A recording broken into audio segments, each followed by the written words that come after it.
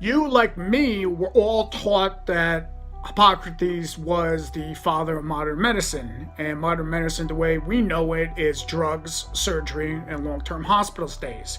So that's actually the business end of things. Hippocrates himself, we're familiar with the term let food be thy medicine, let medicine be thy food. Last I checked, the medics don't use food as medicine, they use drugs. The other thing is that Hippocrates ended up utilizing lifestyle modifications and exercise and even spinal manipulation as a form of addressing various conditions. Our current medical people do not do that. They use drugs, radical surgeries, and long-term hospital stays to profit off of your pain and suffering. So that being said, I find it interesting. There's no similarity between current allopathic medicine of drugs, surgeries, and long-term hospital stays for profit and the natural healing methods of Hippocrates. Hippocrates was, in my opinion, a naturalist.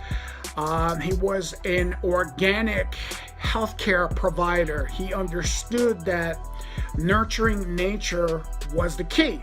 So what's the bridge? Who is really the founder of modern medicine? Well, it's John D. Rockefeller Sr. All right, you guys may know him from Standard Oil. And competition was a sin.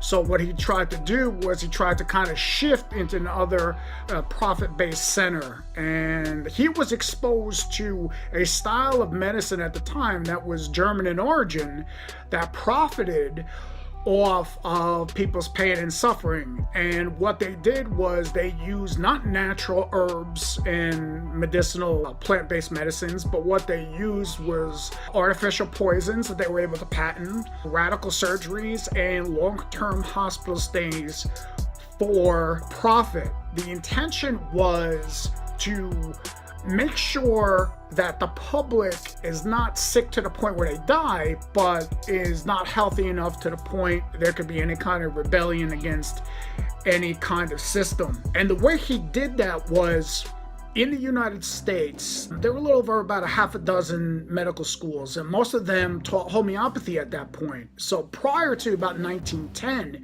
the United States, the people, that lived here were some of the most healthiest people in the world. Their primary source of medicine was homeopathy that John D. Rockefeller himself used, and now we come to find out that he used a chiropractor. And I find that very intriguing because when John D. Rockefeller ended up appointing Abraham Flexner, one of his cronies, to go into the medical schools, to assess the situation, to overhaul them, and to start phasing out natural healing and natural medicine and start incorporating the toxic drugs, the radical surgeries, and the long-term hospital stays for profit. The Rockefeller family themselves have used strictly homeopathy, and I found out that they used chiropractic. The interesting thing about the history was Dr. William Jensen was not mentioned anywhere on the list of any of Rockefeller's physicians, and I find that very, very interesting. Not only did Dr. Jensen end up treating John D. Rockefeller, but he also got paid, and he got paid at $21 a check, and this is back in 1931, so that's a big banana.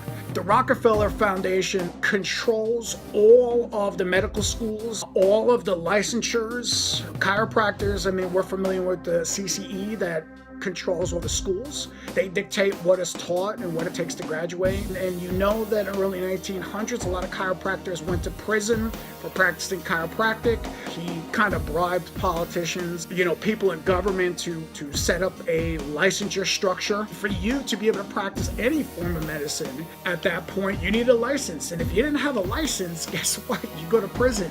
So John D. Rockefeller is the guy who was the founder of modern medicine and was against chiropractic, all right? A typical situation of do as I say and not as I do. He ended up making tons and tons of money peddling drugs, poison drugs that did nothing than manage symptoms and also made people sicker, when for himself and for his family, he used homeopathy, and they used chiropractic. One of the things that I found very interesting in doing some research about John D. Rockefeller's father, his father was the name of William Avery Rockefeller. They called him Devil Bill because what he did was he was a snake oil salesman, and he ended up making lotions and potions for people that were sick with cancer and various different chronic and terminal diseases. He was actually kicked out of New York because he was also a known horse thief. He was actually pushed into Illinois, where, you know, he went out there and hustled and lent money to farmers, you know, people that were destitute, and he knew that, you know, he could take over their properties when they foreclosed. So, you know, he was a hustler to the point where he had to change his name.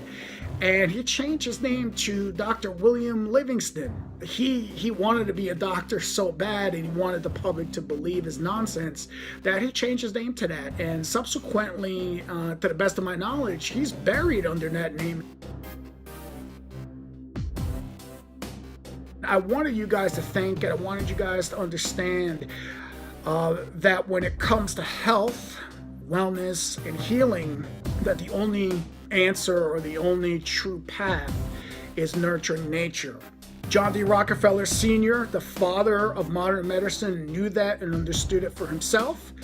And unfortunately for the majority of the public, he gave them another script, and he gave them another belief system. And unfortunately, these days, we spend more on medicine than anybody else, and we're sicker and sicker. If the information and the treatments that they were giving us were actually truthful and he actually helped heal us, we should be healthier. So the fact that we're not tells me all I need to know. Use logic, reason, and common sense, and if it makes sense where you should implement different strategies to get different results, I encourage you to do so.